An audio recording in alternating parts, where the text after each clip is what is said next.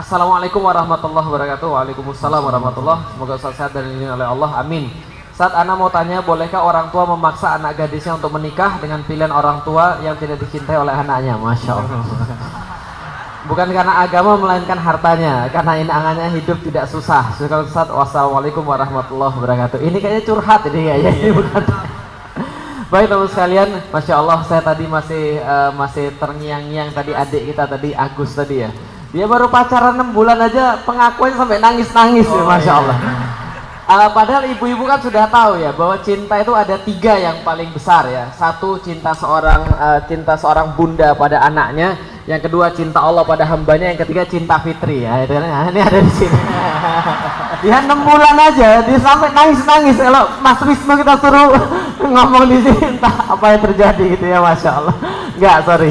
Itu adalah sedikit gambaran saja, Masya Allah. Itu artinya adalah orang yang merasa bahwa dirinya itu bermaksiat lalu kemudian bercucuran air mata. Masya Allah, kita minta mudah-mudahan adik kita ini mendoakan kita semua, mudah-mudahan kita termasuk orang-orang yang juga diselamatkan oleh Allah. Baik, sekarang masalah tentang cinta. Jadi Bapak Ibu sekalian, jadi gini, orang tua itu memberikan saran bagi anaknya.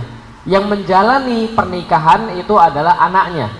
Artinya ada satu titik tertentu di mana ketika kita memang sayang dengan orang tua mau kebaikan untuk anaknya, salah satu syarat yang dikatakan manis tato aminkum bil ba'at, siapa yang diantara kalian memang sanggup untuk menikah, yang dimaksud kesanggupan adalah segala sesuatu yang menjadi konsekuensi ketika orang itu sudah nikah, termasuk di situ adalah bagian daripada harta.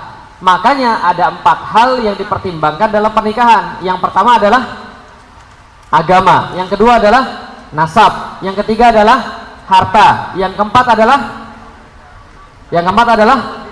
penampilan, wajah dan seterusnya. Nah, tapi kata Rasulullah, pilihlah karena agama. Andaikan orang ini agamanya sama-sama bagus, tapi salah satu lebih kaya daripada yang lain, maka wajar ketika orang tua minta sama yang hartanya lebih banyak. Kenapa? Menurut dia lebih bisa menjamin. Tapi kalau andaikan semua pertimbangan ini dilihat daripada agamanya, yang punya harta tapi tidak punya agama, lalu kemudian menyerahkan pada orang yang tidak punya agama, ini sama saja bunuh diri. Lah kenapa? Karena pernikahan itu tidak cukup karena harta. Oke, coba lihat terus sekalian. Siapa yang masih jomblo angkat tangan, yang masih jomblo?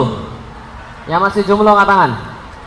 Oke, saya tanya, yang laki-laki dan yang perempuan, saya mau tanya sama perempuan, mau yang setia atau mau yang selingkuh? Benar. Laki-laki selingkuh banyak atau tidak? Berapa persen? 100. Berapa persen? 100%. Kenapa cowok-cowok banyak selingkuh? Karena memang cowok-cowok pengen untuk punya lebih daripada satu. Maka ketika diteliti berapa persen cowok mau selingkuh, jawabannya adalah 3 di antara 2 laki-laki mau selingkuh. Paham itu sekalian? Berapa? 3 di antara 2. Pertanyaannya, apa yang membuat laki-laki ini bisa setia? Oke, kita lihat. Pertanyaannya, apa yang membuat laki-laki bisa setia? Contoh misalnya, istri yang cantik. Pasti nggak kalau istrinya cantik lantas laki-laki setia? Belum tentu. Artis-artis cantik atau tidak? Cantik. Banyak nggak yang selingkuh? Banyak. Berarti cantik cukup atau tidak? Nggak cukup. Kalau andaikan harta itu bisa menjamin pernikahan, maka orang kaya pernikahannya semuanya sukses. Tapi apakah orang kaya menikah semuanya sukses? Belum tentu. Makanya pertimbangan paling utama adalah agama. Kalau ada orang tua punya pertimbangan yang lain, negosiasi, pahamkan mereka. Gimana caranya? Contoh sedikit. Saya pas mau nikah, saya kasih kemudian foto calon istri saya pada ibu saya. Ibu saya nggak mau terima. Nggak mau pokoknya. Lah kenapa? Alasannya 2. 1, dia bukan orang Cina. 2, dia kerudungan. Berarti ini pertimbangan agama atau tidak? Bukan. Karena ibu saya maunya yang Chinese juga, yang nggak kerudungan. Maka saya bilang sama ibu saya, kenapa? Dia jelaskan seluruh alasannya. Saya kemudian nego sama ibu saya. Ibu saya nggak mau untuk dinego. Saya bilang, mendingan saya nggak usah nikah saja. Lah kenapa? Karena kalau saya nikah dengan tidak yang satu keyakinan, tidak yang satu visi, maka ini sama saja pernikahannya jadi masalah. Lah kenapa? Karena pernikahannya tidak satu visi. Di Amerika, ketika saya datang ke Amerika, banyak pernikahan yang gagal gara-gara apa? Gara-gara mixed marriage, nikah karena nafsu. Awalnya mereka sama-sama tidak beragama, Karena itu mereka nikah. Setelah mereka nikah, yang cewek tobat, lebih mendekat pada agama. Lama-lama apa yang terjadi? Cowoknya nggak mau tobat, lama-lama yang perempuan galau. Ustadz, kami pengen diimami Ustadz. Ustadz, kami pengen seorang laki-laki yang bertanggung jawab Ustadz, yang ngajarin anaknya akidah Ustadz. Nah, ini bermasalah. Kenapa? Karena visinya tidak sama. Nah, jadi kalau ada kasus yang seperti itu, negosiasi bareng orang tuanya.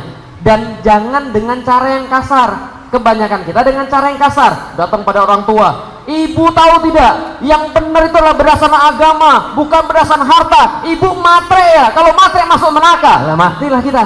Nah, kenapa? Karena caranya kasar. Coba berdua-dua sama ibunya, pergi ke satu tempat, lalu bilang, Ibu, makasih, saya sangat berhutang sama ibu, sudah mendidik saya jadi orang yang baik. Saya nggak akan bisa jadi begini kalau bukan tanpa ibu, dan saya pengen agar saya ini menjadi jalan ibu untuk masuk surga. Maka kenapa saya pilih yang ini? Karena dia beragama. Kalau dia beragama, saya bisa masuk surga bareng-bareng, dan bisa menjadi jalan ibu juga untuk masuk surga. Kira-kira ibunya dengar atau enggak? Insya Allah lebih dengar. Negosiasi sama ibunya. Pertimbangan pertama adalah pertimbangan agama, bukan etnis, bukan harta, bukan selainnya. Kalau misalnya mau lagi, coba tanya sama ibunya, ibu pas nikah sama bapak sudah kaya atau masih miskin? Sudah kaya atau masih miskin? Saya yakin semua orang nikah nggak ada yang mapan. Lah kenapa? Karena mapan itu setelah nikah, bukan sebelum nikah. Makanya kalau jomblo-jomblo nggak akan ada yang sakinah, karena sakinah itu datangnya daripada Allah setelah pernikahan, baru sakinah. Maka kalau ada seorang jomblo cewek nanya, Ustadz, kami pengen cowok yang mapan. Yang mapan ada nih, yang di depan nih mapan semua. Wah, sekali ya. Karena sudah nikah. Kalau jomblo tuh nggak mapan, goyang terus dia. Wah, sekali ya. Nah, kenapa? Karena belum nikah, belum litas kunu ilaiha. Wallahualam. Assalamualaikum warahmatullahi wabarakatuh.